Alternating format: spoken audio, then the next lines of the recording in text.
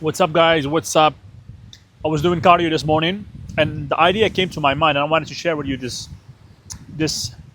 part of my story, that how working with the laws that I guys teach you in the course about goal achieving, how working with these laws and how having awareness will help me actually get out of shithole that I was in when I was younger, when I was about 23 years old, or maybe younger. I was in a situation that I didn't know how to get out of it, and I worked with these laws to actually get out of trouble, And I wanted to share it with you because it's gonna show you guys the importance of what I'm sharing with you. So when I finished my high school, I came to Spain. I finished my high school in Morocco. I came to Spain. I started studying computer engineering, and by the way, I had no idea what to do with my life. Like most people, most youngsters, they don't know what to do with their life. I just chose that because I don't know. I thought, okay, computer engineering is gonna be a good career. Probably I'm gonna have a good salary.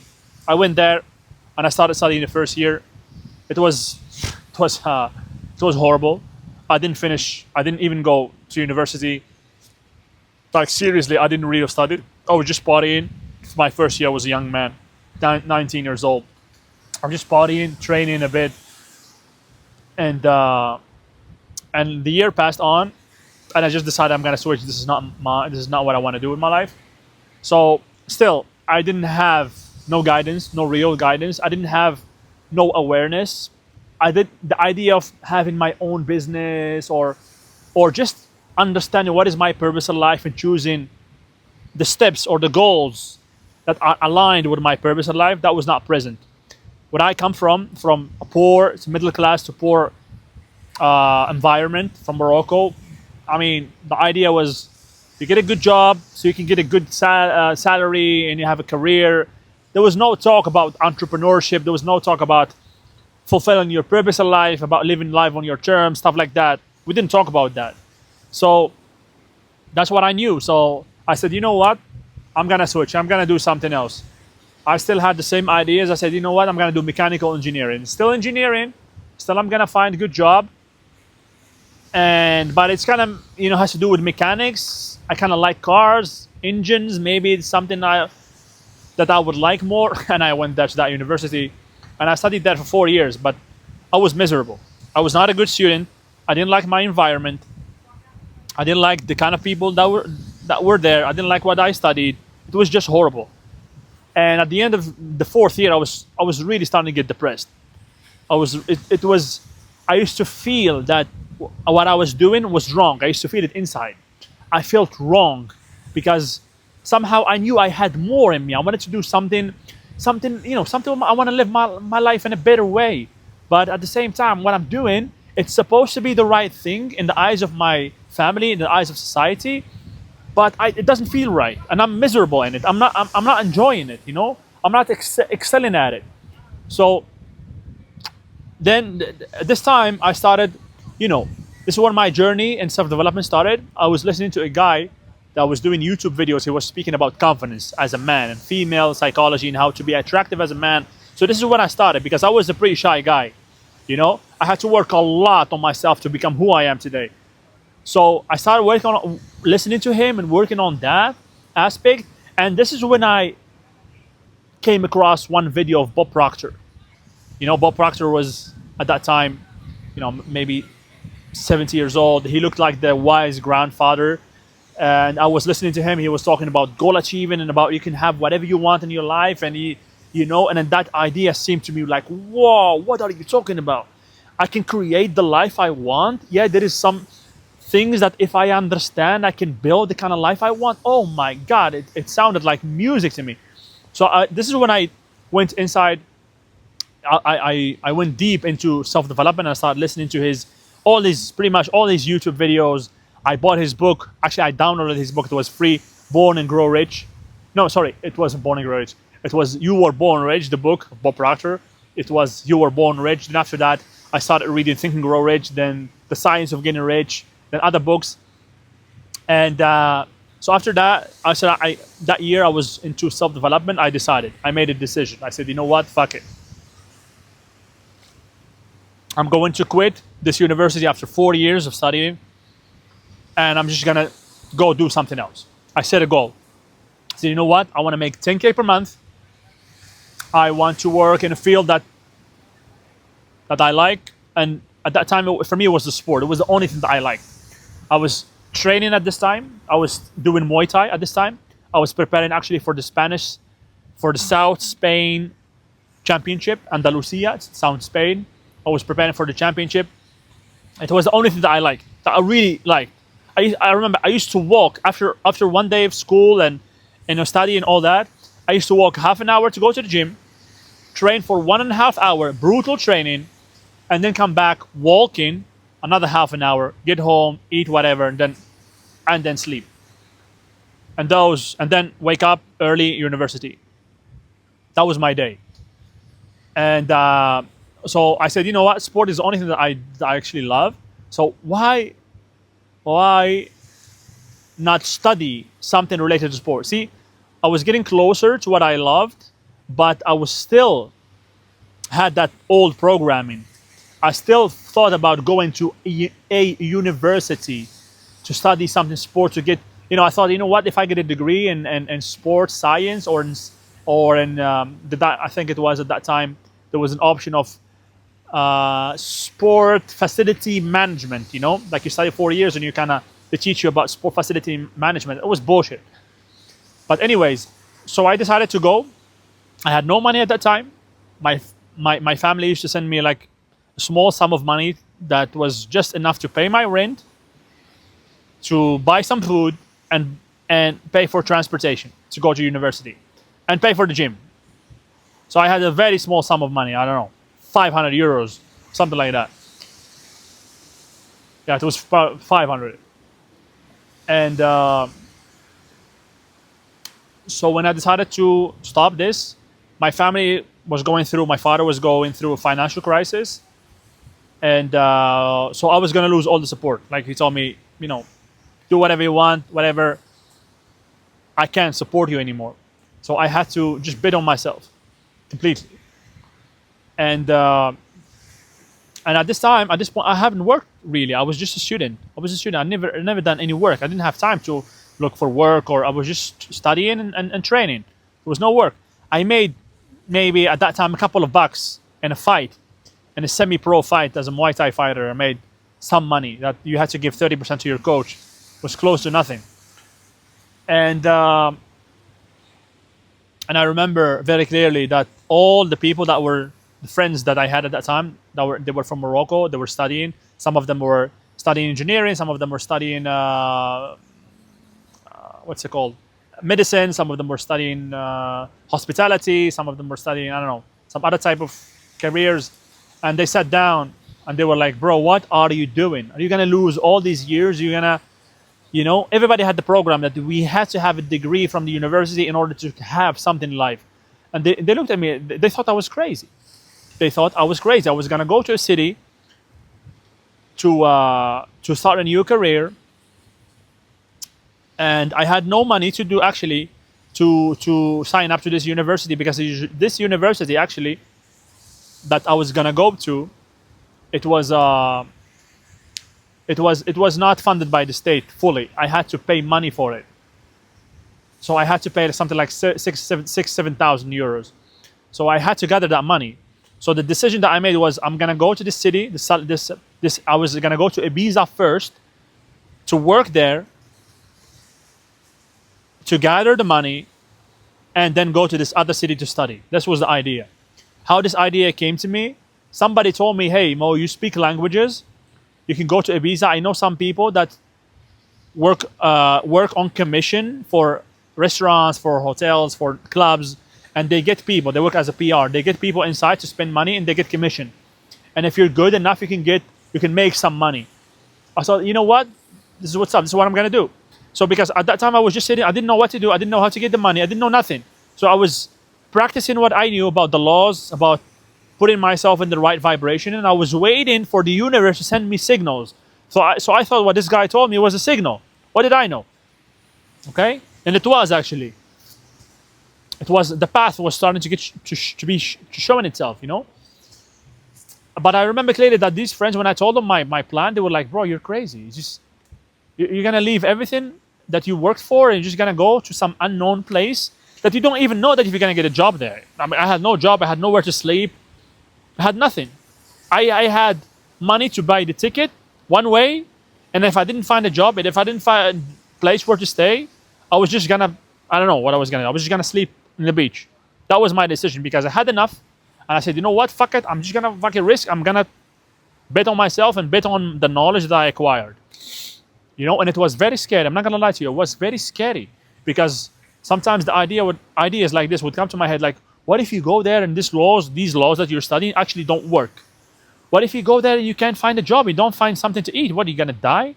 What if you can't find the job? What if you can't gather enough money to actually go sign up to this university? Are you just gonna go back to Morocco as a loser with no degree, with no career, with nothing? It was scary. The idea of failing was very scary.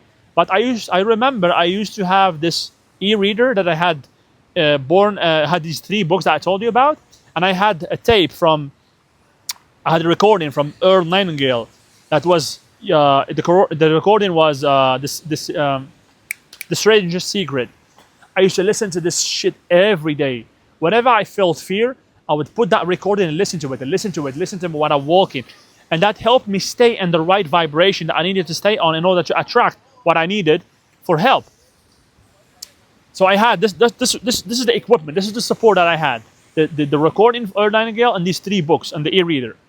And I went there and I saw, and they gathered, my friends gathered around me, told me you're crazy. I remember very clearly in the salon where I was living, told me you're crazy. And all of them, they literally told me, bro, you need help. You maybe go get some help. You're getting crazy. And I was like, you know what? I told them, you know what? Don't worry about it. I know what I'm doing. I know this sounds crazy, but I was starting to think in a different way, And this is what's going to happen to you. If you start thinking in a different way, your environment, they're going to think you're crazy. You're going to doubt yourself. You're going to think that, shit, I'm throwing everything to the garbage and I'm going to risk. This is crazy. What am I doing? Am I stupid or what? You're not stupid. You're just going against your environment. You're literally jumping to another vibration. So anyways, long story short, I traveled.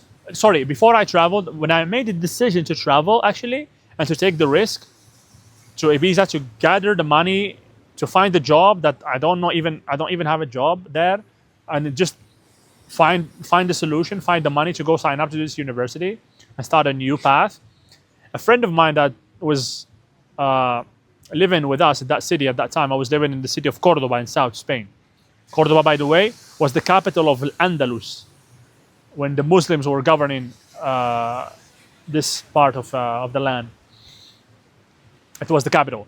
Anyways, so that friend of mine told me, you know what? I'm actually have a job in Ibiza. I work in a restaurant, and I'm going there, and I already have a place to go there. And my roommate is not gonna be there for 1 week. He's coming later. You can come and you can stay with us for 1 week until you sort out everything. I didn't know that this kind of help was gonna come my way until I made the decision to actually travel. I was ready to do whatever. I was ready to go sleep on the beach. I don't give a fuck. I'm gonna do whatever it takes. So I went there, took the plane ticket, said goodbye to my friends that thought I was crazy. Went there, risking everything. Didn't have a job. Didn't have a place to stay. Well, I stayed for 1 week with these guys, and I started looking for a job.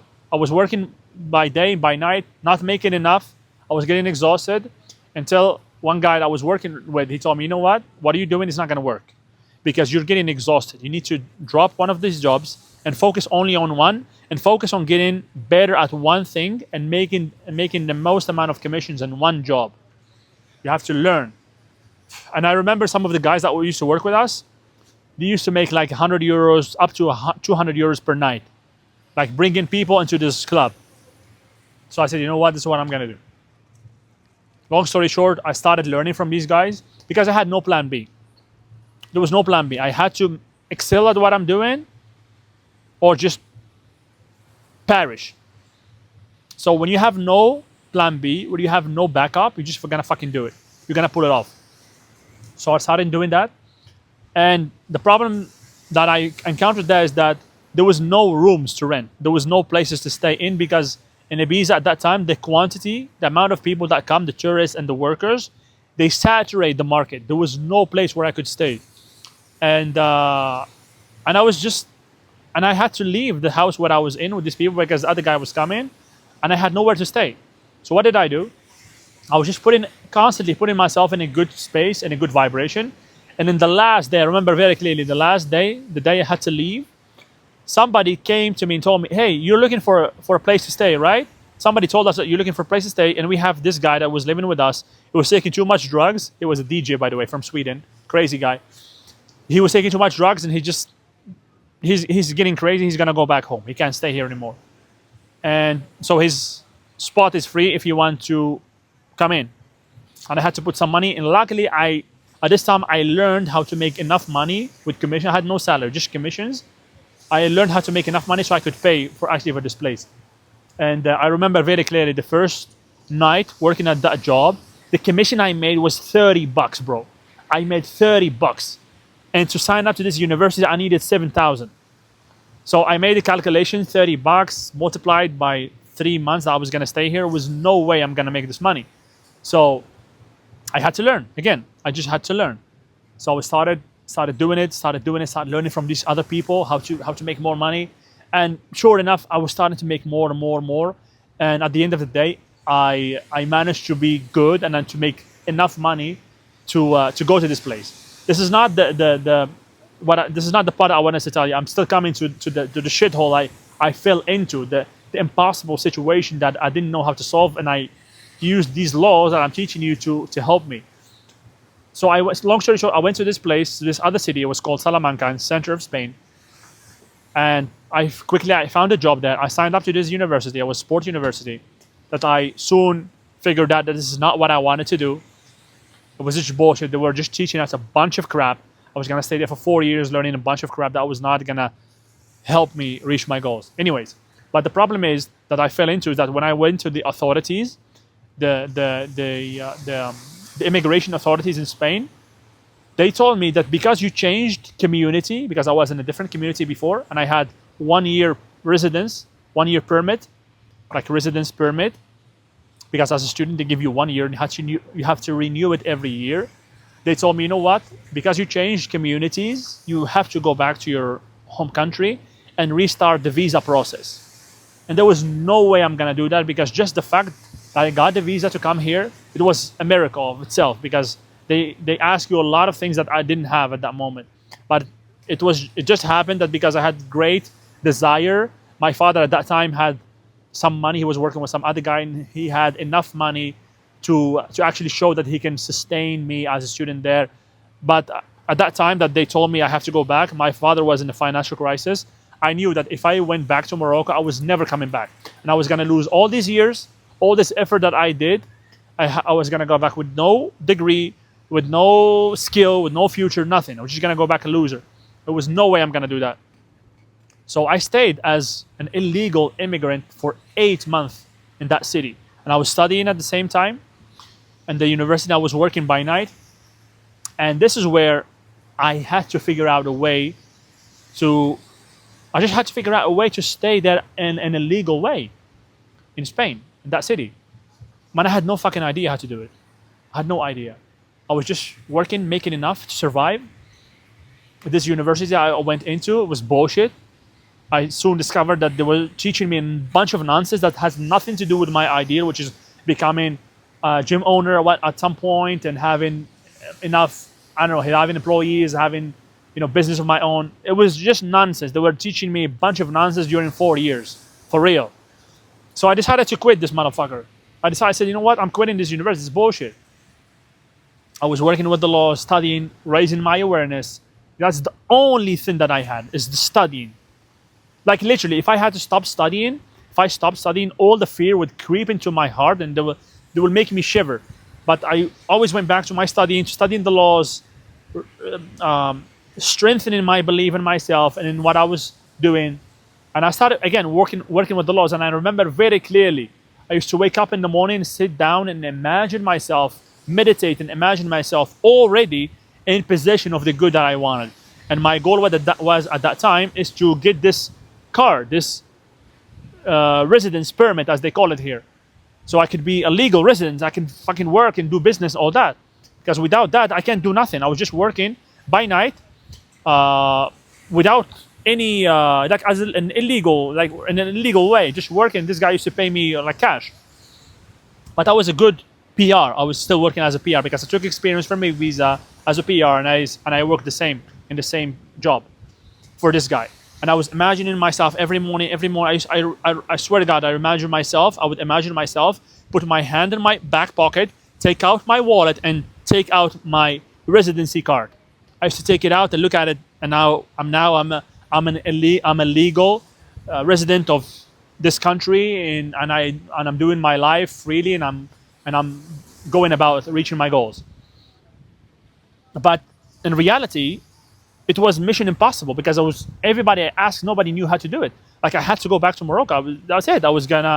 What do I do? So I started going to all sorts of lawyers, gathering information about the law regarding my situation. And then one lawyer, he told me that you're gonna have to. There's an option that you have to get somebody to give you a contract or a promise of work for 1 year. Basically, some company has to commit to give you work for 1 year, to give you a contract that says 1 year, this guy, we're gonna give him work because he's valuable to us. And with that, you have to present this thing and other documents. You can present that to the government, to the immigration, and they would actually give you a different type of residency that allows you to work, not as a student, but to work as a worker. And I said, this is what I'm gonna do. So I was working like crazy for this guy, and I started to talk to him and convince him that he needed to give me this contract. But this was not an easy thing to do, because when they give you this contract, the government comes to these companies and start digging deep into their books and see if they're paying everything, and see if they're asking him, why are you going to hire somebody from abroad? Why you don't hire actually a guy from here that is local, Spanish guy, and you bring in somebody from abroad? So they made a kind of a trouble, kind of a big deal for the companies. So nobody wanted to get into this trouble. So you had to be very good in order to convince somebody to go through this. You had to be very good. And I was extremely good because I had no plan B. I had to convince him. So I used to go there, work at that job like if it was my place, bro. I used to bring tons of people. I used to like walk in the street and I see a group of guys, and I was like, what's up, guys? It's your boy Mo. Come on, going out tonight? I'm gonna sort you out. And I used to use all my wits and all my fucking sales tactics to convince these guys to come with me and spend money in this place. And I used to bring money into this place. And so I managed to do that, and I was doing that for a while. And then, and after I finished that, I used to go inside in the bar and work as a bartender, and then clean. After, when we shut down the place, stay there and clean. Like I was the perfect motherfucking employee, bro. I used to do the job of 3 people. And so the guy had no chance but to give me what I needed. Because if he didn't give it to me, I was just gonna leave and go work for somebody else. So he said, you know what, this guy is actually making me money.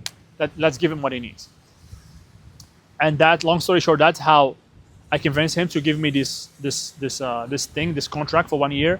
And I went with him, I remember, and his accountant, and we presented the thing for the government. And then, long story short, I used to go to this immigration desk, to the director of this immigration desk every Monday. I used to suit up, dress up, and go to him every Monday.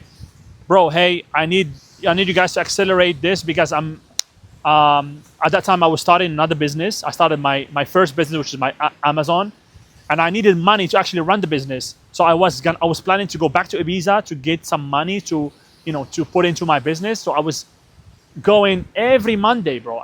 Because they take so long here in Spain to do anything. Like, trust me, if you know Spain, anything takes fucking ages. And I was waiting for this document for months and months and months. I was like, bro, I can't even travel to my country. I can't see my family. I can't work. I can't open a business. Can do nothing. Fuck. I need this. I need them to accelerate this. So I was going there. I was dressing up and I was acting like I've already had this shit.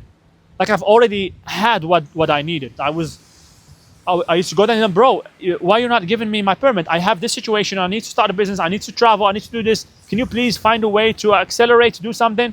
And they would tell me, no, this is the law. You have to wait. Then, okay, bro, no worries. Let's talk later. And then next Monday, I would come. First thing in the morning. Hey, how are you, sir? How are you doing? Nice to see you again. You remember me from last Monday? Yes, sir. I remember you. We told you that there's nothing we can do. I was just wondering that maybe something has changed. Maybe you could accelerate somehow. Maybe somebody, maybe somebody don't want this process anymore, and you can put me ahead of the curve because of my situation. And I'm just trying to invent excuses for these guys. Just basically telling them, if you don't give it to me, I'm coming back next Monday. Actually, in a nice way. I was doing it in a nice way, But I was acting already like if I already had it, right? Because you have to push, bro. You have to push for what you want. You cannot be timid and just wait for somebody to give you what's yours. You have to look for it and get it. And long story short, one day he told me, yes, we got you. That's it. We're working on it. And soon I got that freaking permit, bro. And I felt so good after I got it, because I was in a deep shithole. Like, if I didn't get that, if I didn't find a way at that moment to get this residency permit, there was no way I'm gonna do anything. I couldn't open a business. I couldn't start nothing. I couldn't work properly. I was just gonna stay working, like getting paid in cash with this guy that was like making me work like a slave. I was going nowhere. I was going back to Morocco with no degree, with no career, with nothing. The risk I was taking was huge. And my family was actually looking up to me, counting on me to do something. And long story short, I got this permit, but I was using the laws. I was using what I'm teaching you, the law of vibration, the attraction, the tools I'm teaching you to put yourself in the right vibration, the understanding of what I'm teaching you that allow you to have faith and working on myself, studying every morning, meditating, looking at my goal and living it, already living as if I already had it. This is what allowed me to be worthy to receive the help that I needed and the information that I needed to get to my goal. And by the way, like this was difficult. I don't know if you never lived here, if you're not an immigrant, you would not understand this. But an immigrant, when he comes from North Africa to Europe, like, we have trouble that other people don't know how to deal with. Like, just the fact that you're staying here is already an accomplishment. Because for somebody to give you this permit, this contract of 1 year, as I told you, this is not easy. Like, people would actually buy it. They actually put money, put 10K, 20K for somebody to give them this kind of permit. Like, people used to sell it. There was companies that used to buy it. This guy gave it to me just give it to me because I was a good worker, and I convinced him, and I was so stubborn. And I just found a way to get it. I got out from the shithole that I was in, that in that moment, I did not know how to solve the situation, but using the laws I'm teaching you, I solved the situation, I got what I wanted, and then I went to Ibiza and got the money, and I started my first business in Amazon, which is another story I can tell you about my business journey in another video. But I hope you guys got some inspiration from this video.